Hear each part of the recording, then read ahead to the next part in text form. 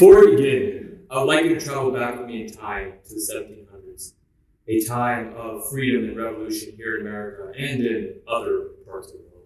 And while freedom and independence spread, so too did illness and infection. In fact, one of the major diseases ravaging the world at this time was smallpox disease, killing at least 15% of those infected. So how did we cure such a deadly disease to the point that the World Health Organization declared the world smallpox-free in May of 1980? Well, that is a story of creativity, desperation, and a hint of madness. You see, more than 180 years prior, Edward Jenner, a local practitioner, was called to treat a milkmaid with a rash. He diagnosed the milkmaid with cowpox, a mild infection originating in cows that supposedly made individuals immune to smallpox disease in the future. However, Jenner did not stop there.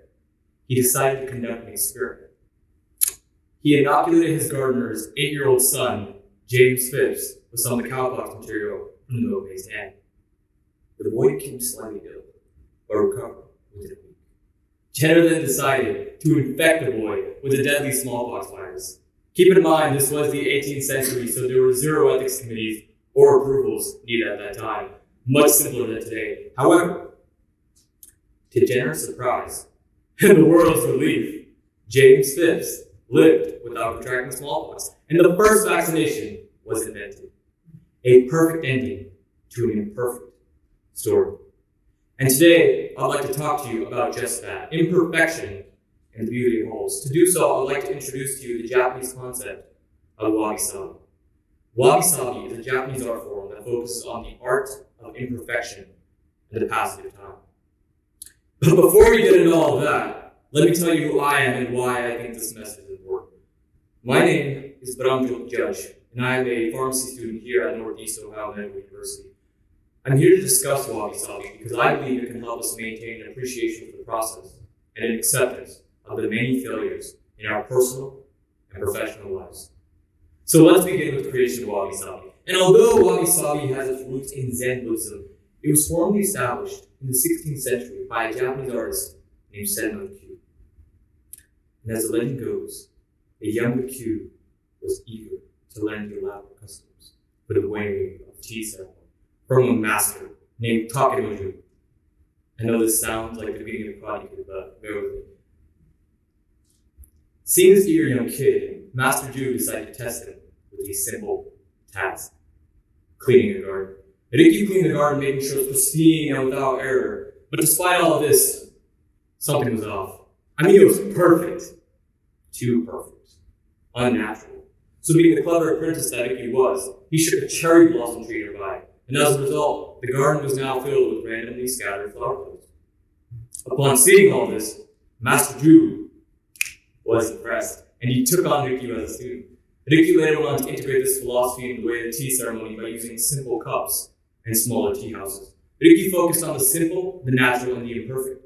His philosophy would then go on to permeate Japanese aesthetics in the form of wabi-sabi.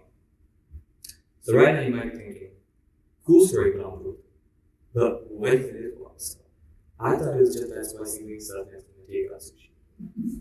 And to answer your question, wabi-sabi is an aesthetic that encompasses the qualities of impermanence, humility, asymmetry, and imperfection. It's an aesthetic that focuses on the beauty of the modest, the rustic, and the noble. You see, breaking it down, the element of wabi means freedom from attachment and subtle profundity. Okay, now by a show of hands, how many people actually grasp that? Okay, but for those of us who, like myself, may need a more practical example, imagine going through a near-death experience. What does that feel like? See, after near-death experience, most people experience a change in perspective and meaning. Suddenly, getting cut off in traffic isn't a big deal. A dinner with loved ones seems to be the greatest gift in the world. There's no longer a pressing need to buy a BMW, keep up with the Joneses, or move into a bigger home. Wabi is this intense freedom from attachment and a deeper realization of the present. Continuing, we have the element of sabi. In sabi, the focus resides primarily on the removal of ego and the natural asymmetry as it exists in nature. To understand this, consider a tree.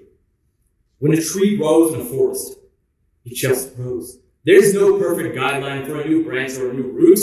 There's an asymmetry in the length of the arm. Sometimes the branch might grow higher, sometimes the branch might grow lower. A storm might come and wipe out half of the forest, but the tree stays firmly rooted in the ground. Branches or arms might fall, but the tree does not hide, nor does it retreat.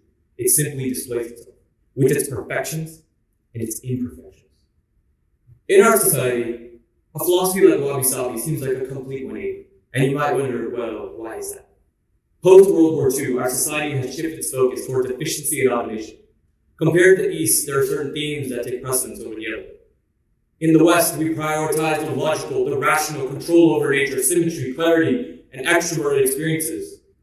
While in the East, the focus is placed on intuition, harmony, ambiguity, and personal introverted experiences. In the West, we aim for perfection, and in the East, they highlight imperfection. Take, for instance, the Vitruvian and Kintsugi art styles. For those unfamiliar, Da Vinci's Vitruvian art aims to quantify and express the natural symmetry as it exists in nature. To do so, he uses principles such as the golden ratio, with the two objects ratio sum against the larger object equals out to 1.6180. On the other hand, Kintsugi art is focused on the repair of pottery, in which broken pottery pieces are mended together, and instead of masking the fractures become the main focus. Each flaw is highlighted with gold. In the West, our unending cultural pursuit of perfectionism permeates our entire society, from being the first to reach the moon using advanced technology, to constructing the Golden Gate Bridge, to even ordering Chipotle on DoorDash. Precision, efficiency, and perfection permeate our society deeply. And healthcare is no exception. But before we continue, I would like you to know that I think perfectionism is essential. After all, a culture of perfectionism in medicine helps establish guidelines to manage and treat complicated disease states. For instance, these changes have led to a reduction in heart attack mortality by an average of 4% per year from 1999 to 2020, according to the ACC. But the problem is, while perfectionism can be beneficial, it can also be non-beneficial. You see, perfectionism can be deconstructed as either adaptive or maladaptive. Adaptive perfectionism is driven by a desire for personal success and goal attainment, which is generally seen as positive. On the other hand, maladaptive perfectionism is driven by a fear of failure and a desire to conceal imperfection in order to avoid feelings of inadequacy. And that there's where the problem lies. When we begin to project perfectionism in order to avoid feeling inadequate, we stop growing. It's no secret that the healthcare training process is rigorous, and it attracts individuals who are intelligent, conscientious, neurotic, and not surprisingly, perfectionists. These traits are then further enhanced by incredibly high standards and daunting professional responsibility. And while we should expect healthcare workers to meet a certain criteria, a hyper-focus on perfectionism can result in a dangerous mentality. That being flawed is the same as being failure. The downstream negative consequences manifest in such ways as groups of medical students who agree to hearing an inaudible heartbeat, or perhaps as a nurse who is unable to delegate tasks because they feel they are the only one who can do them right. And even as a young doctor who is reluctant to ask for help to risk appearing weak, stupid, or incompetent. It is then no wonder that so many physicians are burned out, and many physicians end their life each year. But beyond the effects of burnout and mental health, our intensive focus on perfectionism costs us much more. Physicians spend more time in front of computer screens and less time face-to-face with their patients. This leads to dissatisfaction on both ends. Patients feel unheard, and physicians become uninspired. According to a 2010 study, 45% of patients reported dissatisfaction with their healthcare, and physician dissatisfaction rates rival this number. The push towards efficiency, higher volumes, and perfect standards can result in the loss of human connection. So hopefully, you understand the need for perfectionism, but are also aware of the unforeseen consequences. And hopefully you understand that in order to grow, you must be willing to risk failure and embrace the imperfect. But all of this sounds great to you. But how are you supposed to fail as a professional? Well, a study done by the Harvard Business Review found the answer to this question. And what the study found was that there are generally three types of failure. The first is preventable failures in predictable operations. These are the type of failures that we would deem as bad, such as deviance, lack of ability, or inattention. And the second is unavoidable failures in complex systems. These are the type of failures that arise from combinations of needs, people, and problems that are unable to be foreseen. And the third is intelligent failures at the new frontier. These are the productive failures that provide new insight and data in situations where experimentation is necessary. In situations where the future is unknown, the answers are unknown, and the outcome is uncertain. The tolerance of intelligent failures and unavoidable failures are necessary for growth and for progress. Which begs another question. So what does intelligent failure look like? And as Thomas Edison once said, I have not failed. I've just found 10,000 ways that do not work. And one of the greatest heroes in the field of medicine who illustrates this idea of intelligent failures is a Hungarian doctor named Dr. Imperfection. You see, when Dr. Semmelweis first started working at the General Clinic in Vienna, he wanted to find out why so many women were dying from curable fever. Curious, Dr. Semmelweis began his investigation by creating a death count. And what he noticed was that the patient mortality rate in the clinic staffed by doctors and medical students was 5 times higher than the clinic staffed by midwives and nurses. Curious, Dr. Semmelweis wanted to find out why, so he began to observe. And what he found was, in the midwives clinic, women were instructed to give birth on their side, while in the medical clinic, women were told to give birth on their back. So Dr. Semmelweis ordered that the medical clinic have women give birth on their side. And he found that this change made 0 difference. Dr. Semmelweis went back to the drawing board, and he would continue to try, continue to experiment, and continue to fail. It wasn't until the death of one of his colleague physicians that Dr. Semmelweis finally connected the dots. You see, the physician died from pricking his finger while conducting an autopsy. And although the finger prick was minimal, his colleague contracted the same curable fever that the female patients carried. So Dr. Semmelweis ordered his physicians to clean their hands with soap and instruments with chlorine solution. And as a result, there was a significant drop in the rate of childbed fever. And so somehow, through misguided hypotheses and intelligent failures, Dr. Semmelweis created the antiseptic procedure used in surgeries to this day.